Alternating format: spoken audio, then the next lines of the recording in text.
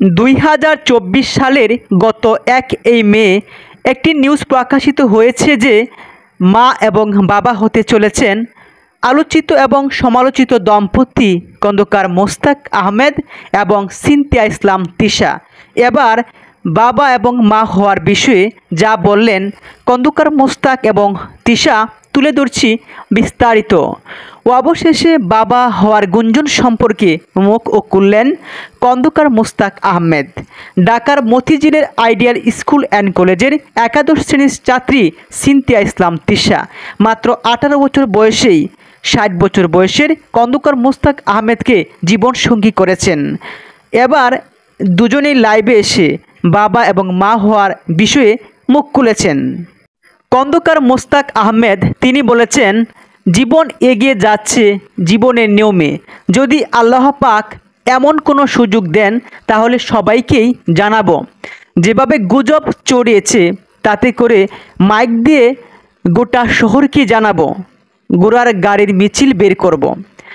অসমবয়সী দুজনের প্রেম কাহিনী ছিল আলোচনায়, এখনও থেমে নেই। তাদের বিয়ে প্রেম এই ব্যাপারটা একবারে আদালত পর্যন্ত গড়িয়েছিল।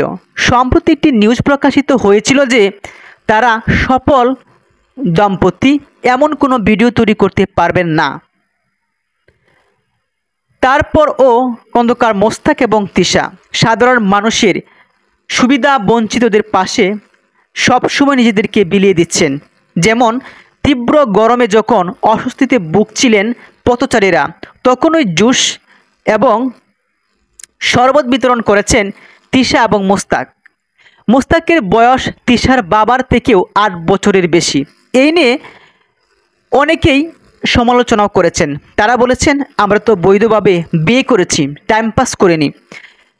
এমন অনেক নিউজ পাই বা এমন অনেকে আছেন যে বিয়ে না করেই তারা টাইম পাস করছেন, কিন্তু এতে কারো কোনো সমস্যা হয় না। তাদের গল্প হার মানাচ্ছে সিনেমা বা উপন্যাসের কাহিনীকেও।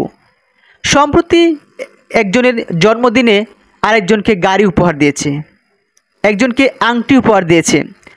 এভাবেই তাদের ভালোবাসাটা দিন দিন প্রাধান্য পাচ্ছে, একে অপরকে ভালোবেসে যাচ্ছেন।